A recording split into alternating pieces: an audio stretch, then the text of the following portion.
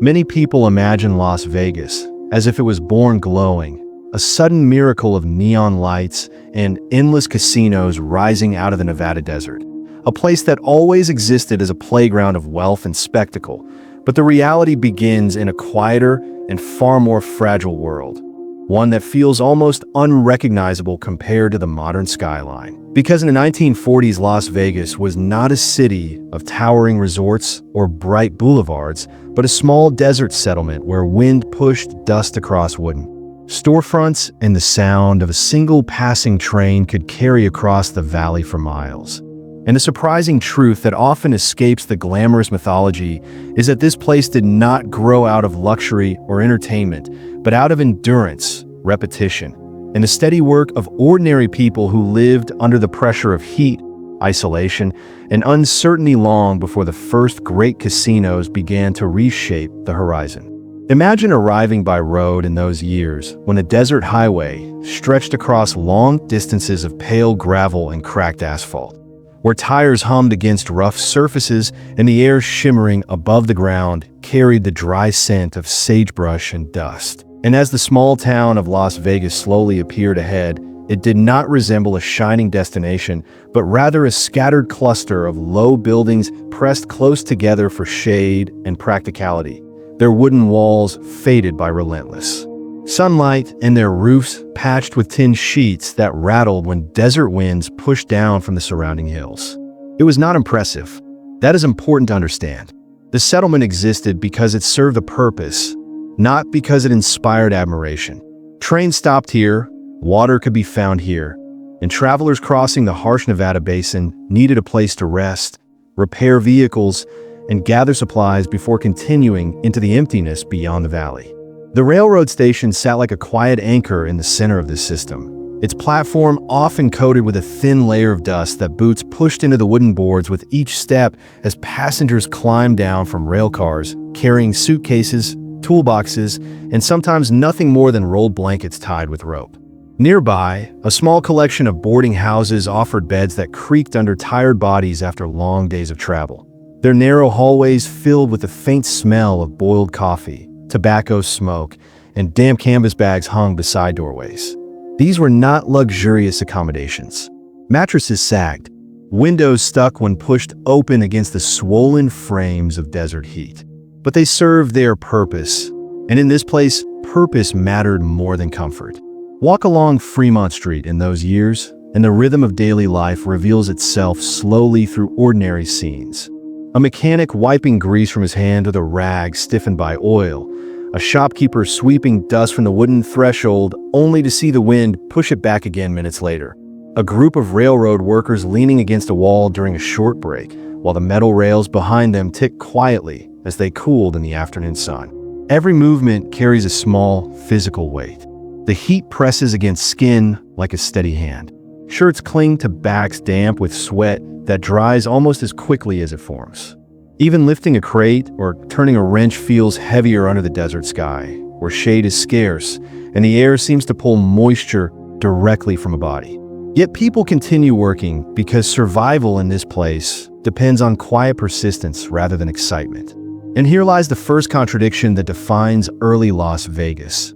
While later generations would celebrate it as a city of risk and spectacle, the foundation of the town was built by individuals whose daily lives revolved around routine tasks: hauling water, repairing engines, serving meals, unloading freight. Each action repeated again and again beneath a sun that showed little interest in human comfort. Step inside one of the small cafés that serve travelers arriving from distant highways, and the atmosphere shifts from the glaring brightness of the street to a dim room where electric bulbs cast soft yellow circles over wooden tables scratched by years of use. While behind the counter, a cook moves steadily between iron pans and steaming kettles. The smell of frying onions and coffee drifting through the room as waitresses carry heavy ceramic plates across the narrow floor between customers, still coated with road dust. Conversations drift slowly through the air, fragments of talk about wages at nearby construction sites, rumors about new developments beyond the edge of town, quiet speculation about whether this isolated settlement might someday grow larger than anyone expected. No one says these thoughts loudly. That is not how such places work. Instead, the possibility hangs quietly between sentences as people eat their meals and wipe sweat from their foreheads. The desert wind pressing gently against the cafe door before slipping through the cracks and rustling the paper receipts pinned beside the register. Outside, a truck backfires loudly, and two horses tied to a wooden rail jerk their heads upward in brief alarm before settling again. Life continues. Always it continues. Because the early story of Las Vegas is not a tale of sudden fortune, but a record of something slower and more demanding. A small community adjusting to the physical pressure of environment and opportunity at the same time, learning to survive one day at a time in a landscape that offered very little comfort, yet quietly encouraged a certain kind of endurance. The kind that does not seek attention or applause, but simply keeps moving forward while the wider systems of railroads, highways, and wartime industry begin shifting the future of this dusty crossroads town in ways that the people standing beneath its faded storefront signs could only faintly imagine. As the years of the 1940s moved forward, the quiet routines of Las Vegas began to carry a different kind of pressure. One that did not replace the old hardships, but layered itself on top of them in ways that were not immediately obvious to those living through it. Because while the town still appeared small and practical on the surface, the wider forces of war and industry were beginning to push against its boundaries, altering the rhythm of daily life in ways that could be felt first in the body long before they were fully understood in the mind. The construction of nearby military facilities and the growing importance of the region during World War II brought a steady flow of workers, soldiers, and contractors into the area.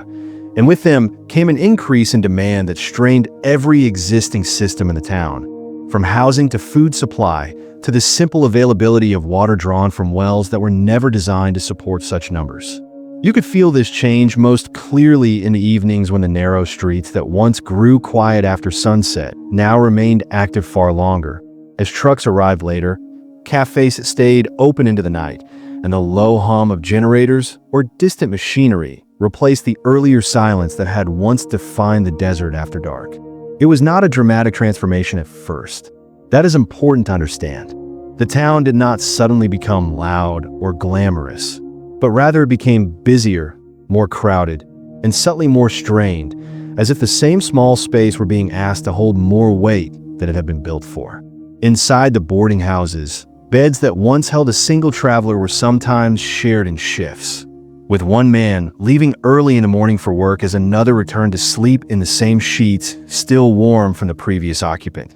The thin mattresses pressing unevenly against tired backs that carried the stiffness of long labor hours under the desert sun. In kitchens, cooks worked faster, their movements sharper and more repetitive as they tried to keep up with the increased demand for meals, lifting heavy pots of boiling water that filled the rooms with thick steam before disappearing into the dry air as soon as it reached the doorway.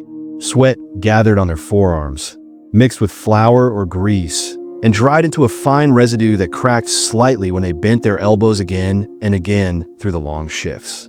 Nothing about this was comfortable, and yet it was not considered unusual. This is the pattern that defined Las Vegas at the time. Pressure increasing quietly while life continued without pause. In the streets, the dust no longer settled as easily as it once had, because the constant movement of vehicles and people kept it suspended in the air, turning sunlight into a pale haze that made distant buildings appear softer, less defined, as if the town itself were slowly dissolving at its edges.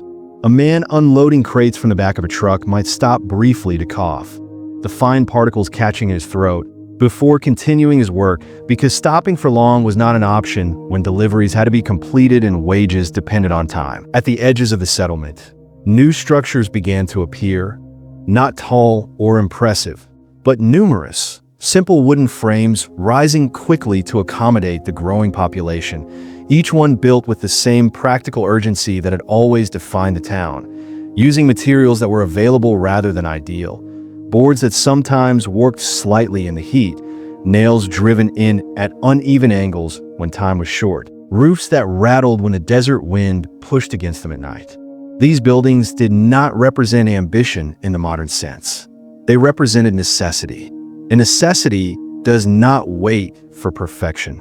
Inside them, families and workers lived in close quarters where the heat of the day lingered long after sunset, trapped within the walls and slowly releasing itself into the rooms, so that sleep came not as relief, but as a gradual surrender to exhaustion. A child might turn restlessly on a narrow bed while a parent sat near an open window, hoping for a breeze that rarely came, listening to the distant sound of a train whistle cutting through the darkness, a reminder that the systems connecting this small town to the wider world were always in motion, always demanding more. And yet, alongside this growing pressure, something else began to take shape, something less tangible but equally persistent, a shift in expectation that could be felt in the conversations drifting through taverns and cafés where workers gathered at the end of long days. These were not the loud, celebratory spaces that later defined Las Vegas, but modest rooms where wooden chairs scraped against floors and glasses clinked softly as drinks were poured, where men spoke in low voices about new opportunities, about rumors of investment, about the possibility that this place, so long defined by transit and survival, might become something more. It is easy to imagine these moments as hopeful, but the reality was more restrained. The conversations were cautious, shaped by the same understanding that governed all life in the desert. Nothing was guaranteed, and every opportunity carried its own weight of risk. A man might listen quietly, nod once, and take another drink before returning to his room, because tomorrow would still require the same labor regardless of what the future might bring. This is where the deeper truth of Las Vegas in the 1940s begins to reveal itself. Not as a city transforming overnight, but as a system slowly tightening under increased demand, where each new arrival, each additional building, each extended hour of work added another layer of strain to an environment already defined by limitation. The desert did not change to accommodate the town. The town adapted itself again and again to the desert, and in doing so began to shape a different kind of endurance, one that was no longer just about survival and isolation, but about maintaining balance within a growing and increasingly complex system that offered the promise of expansion while quietly testing the limits of everyone living inside it. And as the decade moved closer to its end, with more lights appearing along the streets and more people passing through the once quiet crossroads, the subtle tension between what Las Vegas had been and what it might become continued to build, not loudly or dramatically, but steadily, like pressure accumulating beneath a surface that had not yet begun to crack.